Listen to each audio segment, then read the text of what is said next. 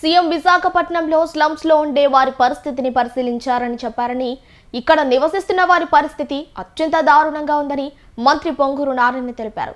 విశాఖపట్నంలో పురపాలక శాఖ మంత్రి నారాయణ పర్యటించారు. దక్షిణ నియోజకవర్గ ఎమ్మెల్యే వంశీ శ్రీనివాస్ తో కలిసి వేలంపేటలో మంత్రి నారాయణ పర్యటించారు. ఈ సందర్భంగా మంత్రి మాట్లాడుతూ మొత్తం 177 కుటుంబాలు కొన్నేళ్లుగా ఇక్కడ ఉంటున్నాయని, 177 కుటుంబాలకు ఇల్లు నిర్మాణంపై ఆలోచన చేస్తున్నామని తెలిపారు. సీఎంతో చర్చించి వీలైనంత త్వరగా ప్రత్యేక ప్రాజెక్టుగా ఇల్లు నిర్మించి ఇస్తామని ఆయన పేర్కొన్నారు. సీఎం విశాఖపట్నంలో స్లమ్స్ లో ఉండే వారి పరిస్థితిని పరిశీలించారని చెప్పారని, ఇక్కడ నివసిస్తున్న వారి పరిస్థితి అత్యంత దారుణంగా ఉందని మంత్రి పొంగూరు నారాయణ తెలిపారు. విశాఖపట్నంలో పురపాలక శాఖ మంత్రి నారాయణ పర్యటించారు. దక్షిణ నియోజకవర్గ ఎమ్మెల్యే వంశీ శ్రీనివాస్ తో కలిసి వేలంపేటలో మంత్రి నారాయణ పర్యటించారు. ఈ సందర్భంగా మంత్రి మాట్లాడుతూ మొత్తం 177 కుటుంబాలు కొన్నేళ్లుగా ఇక్కడ ఉంటున్నాయని, 177 కుటుంబాలకు ఇల్లు నిర్మాణంపై ఆలోచన చేస్తున్నామని తెలిపారు.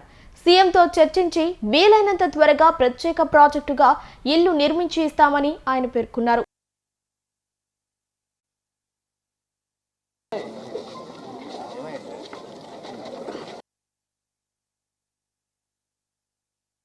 ఈరోజు లక్ష్మీనగర్లో ఏదైతే వెలంపేట జోన్ 4లో స్లమ్ ఏరియా ఉందో ఆ స్లమ్ ఏరియాని అటు శాసనసభ్యులతోనూ మరియు ప్రజాప్రతినిధులతోనూ అధికారులతోనూ విజిట్ చేయడం జరిగింది. అయితే వాళ్ళ పరిస్థితి చూస్తే చాలా నిజంగా దారుణం. ఒక 6 చదరపు అడుగుల్లోనే 6 చదరపు అడుగులే దాంట్లోనే ఒక కుటుంబం ఉంటుంది. ఇక్కడ దాదాపు 177 మంది 50 సంవత్సరాల పైగా ఉంటున్నారు. అందులో 162 మంది సెల్ఫ్ హెల్ప్ గ్రూప్ వాళ్ళు ఉన్నారు. అయితే దీని విషయమే యాక్చువల్గా గతంలో ముఖ్యమంత్రి గారు విశాఖపట్నం వచ్చినప్పుడు వారు చెప్పడం జరిగింది.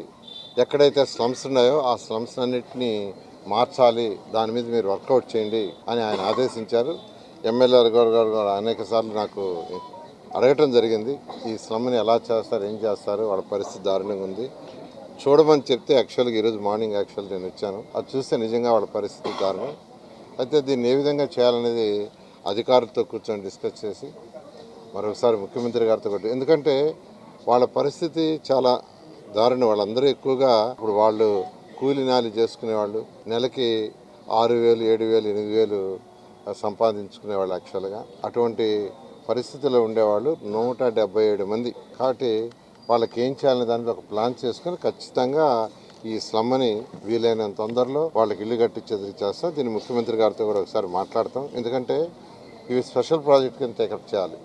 అంటే రెగ్యులర్ ప్రాజెక్ట్ కింద టేకప్ చేయలేము, స్పెషల్ ప్రాజెక్ట్ కింద టేకప్ చేయాలి. కాబట్టి ముఖ్యమంత్రి గారితో మాట్లాడి వీలైన తొందరలో దీని మీద డెసిషన్ తీసుకొని ముందుకు పోవడం జరుగుతుంది. ఈ లక్ష్మీనగర్ అన్నది 150 సంవత్సరాల హిస్టరీ ఉంది.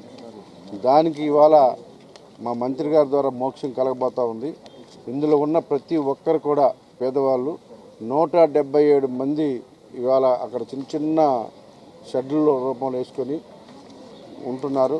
వాళ్ళందరూ కూడా మేము ఎమ్మెల్యే అప్పటి నుంచి కూడా వాళ్ళందరూ ప్రతిరోజు కూడా కలుస్తూ మా వాళ్ళ కష్టాలు చెప్పుకుంటూ ఉన్నారు.